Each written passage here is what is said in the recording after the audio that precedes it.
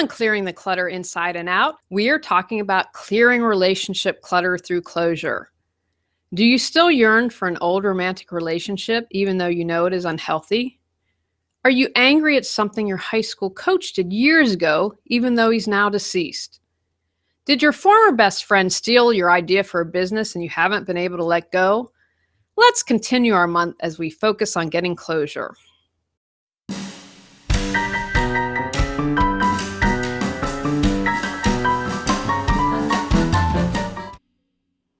Are you overwhelmed by clutter, looking to organize your life? Do you feel stuck and are ready for a change?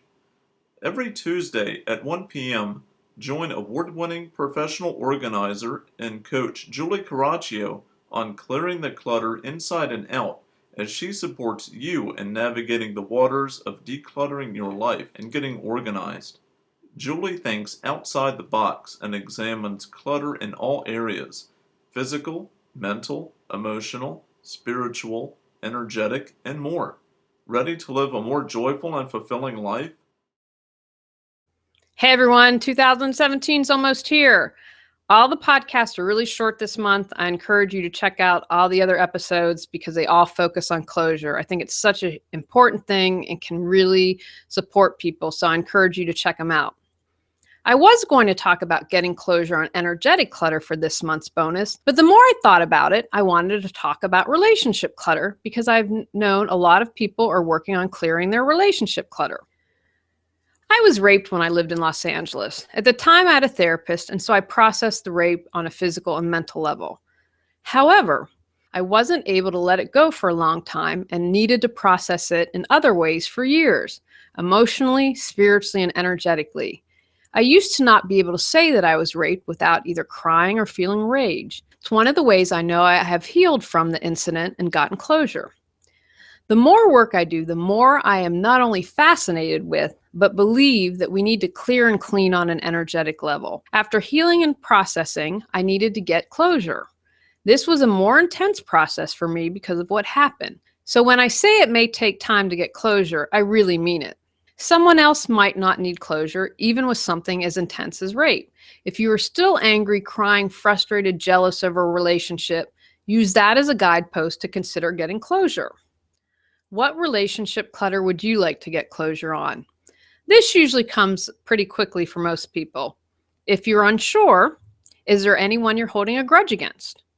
When you hear a person's name or see them, do you get upset or angry? Is there someone who wronged you that is past that you feel won't allow you to have closure? Ask your friends if there is someone you complain about a lot or wrinkle up your nose when you hear their name. The more conscious you are in any area of your life, the easier it becomes to be more conscious in other parts of your life. I know I've said this before. Most of us are on autopilot. You can't change your life if you aren't aware. I had a friend who was angry with someone that had died. She had to figure out a way to get closure. It was a long process for him, but eventually he was able to do it. Just because someone is passed doesn't mean that people can release grudges. Even if someone isn't here in physical form, you can still get closure. It might take some more work and maybe some creativity, but it can be done. Are you feeling stuck? Does your mind always seem to go a million miles a minute? Can you easily navigate the ups and downs of life? The journey of 1,000 miles begins with one step. As a lifestyle coach, Julie supports you in your self-development and well-being by showing you how to declutter your life.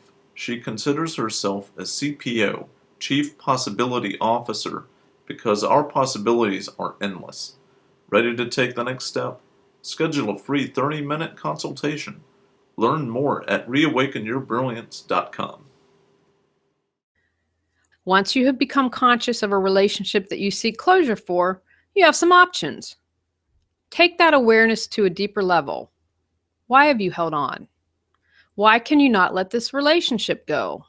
What role have you played in the relationship? Most of the time we like to play the victim and never see how we contributed to a less than ideal relationship. Have you been playing the victim? What has that given you? Do the best you can and be open to exploring. Perhaps be open to working with a professional. Honor whatever you are feeling. I cried like an animal for 20 minutes when I knew a relationship was truly over. After that, I knew I was done. I felt an immediate peace. And I have nothing but gratitude for this man and our time together. He gave me some gifts that allowed me to be open to meeting my husband. We're not done. Time to take action. It might be getting rid of his favorite outfit, a painting she did for you. When I ended a relationship with a friend when I was living in LA, I gave a painting she did to a coworker. I love that painting, but I love being rid of her and her energy even more. Maybe it's unfriending someone on Facebook. If there is drama, use the unfollow button. If you're not letting go, do some digging. Perhaps you would like to have a conversation for closure. I am purposefully not using the word need here. Closure is something you do for yourself. You don't need another person to accomplish this. This is an option, but I encourage you to have zero expectations. I cannot emphasize this enough. Expecting someone else to give you what you are looking for is a recipe for disaster. You need to figure out how to get closure by and for yourself. Again, maybe no action needs to happen. I cried, and after that, got rid of a few remaining mementos I had from our time together. What practice could you do to celebrate your closure on a relationship? I have heard of divorce parties, but you could also do a ceremony to honor what you learned from the person in the relationship. I mentioned earlier, I bear no ill words towards an ex and have gratitude because of what he allowed me to be open to. Could you celebrate that relationship in some way? Maybe you go to a restaurant you used to frequent and have one last meal and offer the person a toast energetically. Bring joy into the ceremony because when you release what no longer serves you, you can bring what you desire. Takeaways from today's podcast. If you are unsure of what relationship clutter you would like to get closure on, ask yourself some questions. Is there anyone you're holding a grudge against? When you hear a person's name or see them, do you get upset or angry? Is there someone who wronged you that is past that you feel won't allow you closure? Just because someone is deceased doesn't mean that people do or easily release grudges. Even if someone isn't here in physical form, you can still get closure. It might take some more work and maybe some creativity, but it can be done. It is an option to have a conversation for closure. If you do go this route, have zero expectations. Closure is something you do for yourself. You don't need another person to accomplish this. Go out, clear the clutter to create the life you choose, deserve, and desire.